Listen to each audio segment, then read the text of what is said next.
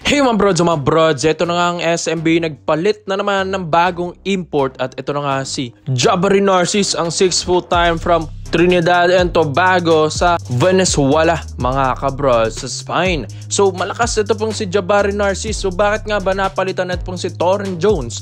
Knowing na maganda naman ang mga nilalaro nito from the past few games. Dito kasi sa kanilang ASL campaign, nagkaroon ng nasal trauma. Ito pong si Torren Jones pagkatapos itong ma-elbow ni Chris McLaughlin from Hong Kong Eastern mga bros. Nakalaban nila ito at natalo pa sila. Pero ito pong si Jabari Narcis kasama ito sa lineup dito against Hong Kong Eastern, pero ngayon sa Commissioner's Cup na siya maglalaro. Natalo sila doon, siguro babawi ito pong si Jabari Narcis. Kahit lang naman niya ito pong si Torren Jones at isa rin naman ito sa mga nagawa dito sa SMB sa ASL campaign. So pangatlong palit na ito ng import ng SMB mga kabrods dito ngayong season Commissioner's Cup. Well, hindi naman na ito bago sa SMB dahil palagi naman silang nagpapalit ng mga import. Pero Torren Jones kasi ito magiging stable import na nila, kaso nga lang nagka-injury pala against Hong Kong Eastern sa ASL campaign ng SMB. Pero itong si Jabari Narcis mga kabrods, ang pinaka-advantage nito base sa mga highlights nito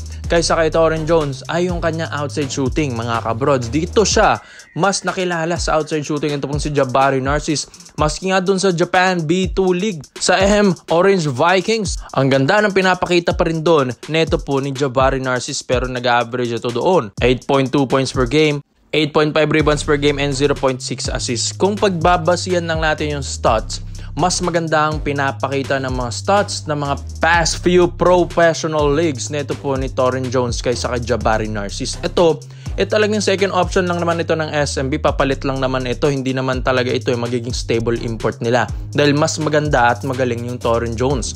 Pero ito pong kay Narcis, malay natin gulatin tayo nito mga bros. Dahil base sa mga highlights nito, may outside shooting na at dominante rin sa ilalim. And hindi rin naman basta-basta ito. Hindi naman ito kukuning import ng SMB sa ASL campaign nila nang wala lang. Dahil magaling din naman ito sa ilalim at mataas din naman kung tumalo nitong si Jabari Narcis. And yun nga, paborito niya yung mga alley-oop dunks, and yun kapag andyan na sa kanya sa ilalim yung bola ay unstoppable na dadakdak na lang niya mga kabrods. Malay natin mamaya yung SMB versus Hong Kong Eastern 7:30 PM second game mamaya mga brods, makakalaban ulit nila. Malay natin dito na bumawi ang SMB dahil limitado ng mga import dito, tigi isang import na, unlike sa ASL marami. Kaya malay natin mga brods, bumawi ito pong si Jabari Narcis at matulungan pa ang SMB na manalo against Hong Kong Eastern mga brods.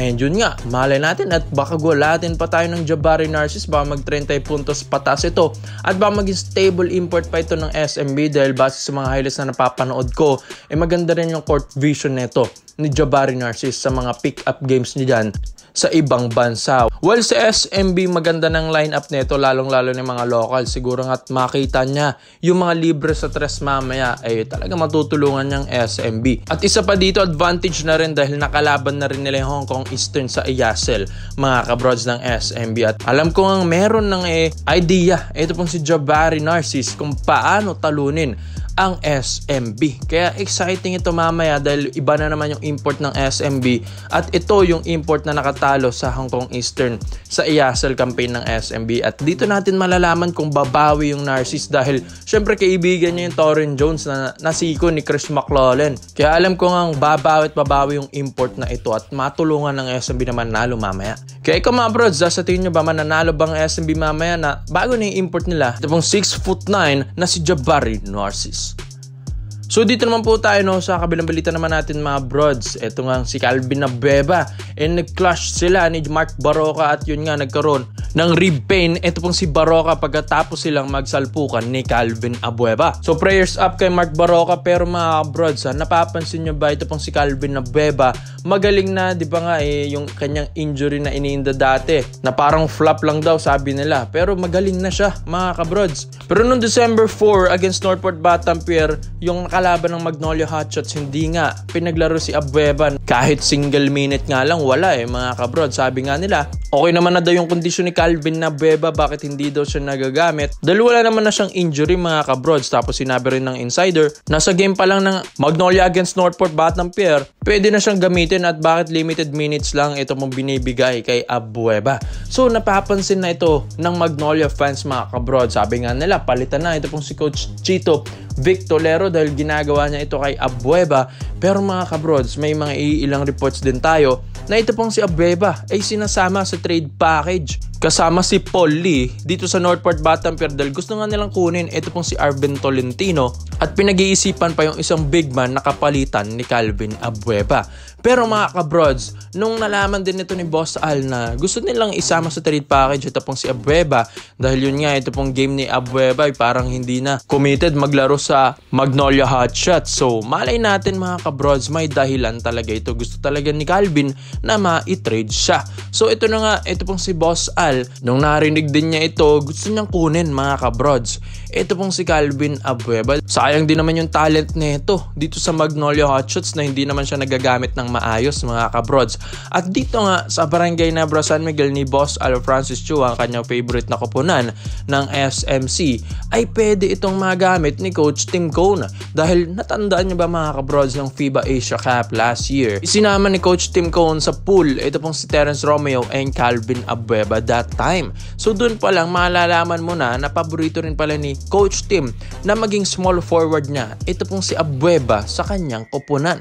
Kaya gusto ni Boss Al na why not sa Barangay Nebra San Miguel na lang siya kaysa sa Northport Batang-Pierre na baka dito medyo bumaba yung laro nito dahil di siya nagagamit ng maayos. Well, ito pong si Coach Tim Cone kasi mga kabrods, gusto niyang gamitin ng maayos ito pong si Abueva at alam niyo yung capability ni Calvin mga kabrods dahil ito pong si The Beast, minsan nga may mga off game ito, minsan naman may magagandang laro dahil nga hindi ito na ipapasok sa magandang sistema mga kabrods. Well, sa triangle offense ni Coach Tim Cone, pasok na pasok ito pong si Abueva. Dahil kailangan nga din nila ng tulong sa ilalim kahit undersize si Calvin, makakatulong talaga siya sa Barangay Nebra San Miguel dahil sa kanyang height na 6'3 or 6'4" man yan mga kabros. Talagang kinakain din ni Abueva yung mga players sa ilalim na mas malalaki sa kanya dahil magaling bumax out at magaling humustle at physical maglaro ito pong si Calvin The Beast Abueva. Diba hindi naman ito datawaging The Beast nang wala lang? Well, sabi nga nila mahirap ito maging kalaban dahil hustle player at magaling mang mind games, magaling mang asar ng import. Pero masarap naman din maging kakampi dahil pag yan yung ginagawa niya sa iyong koponan mga bro, syempre pabor na pabor yan. Kaya ito pong si Coach Tim Cone and Boss Al, gusto nilang sumagawa ng 3-team trade dito sa Northport and Magnolia Hotshots mga kabrods. Kung papayag talaga, ito pong management ng Ginebra dahil pinag-iisipan din nila sa base sa mga attitude na ginagawa ni Abueva ngayon. Kaya kung mga brods, malay natin, mas lumakas pa ang Ginebra dahil hassle sa laro ito pong si Calvin na yan din yung isa sa mga paborito ni Coach Tim Cone katulad lang ni Scary Thompson na hustle player din. Kaya komento mo na ang opinion mo dito mga brods Calvin Abueva to Barangay Nebra San Miguel, matutuloy na ba dapat? Alam na't injured din si Japet Aguilar. Kaya salamat po sa panonood mga brods. This is Overrated Highlights lang. I'm out.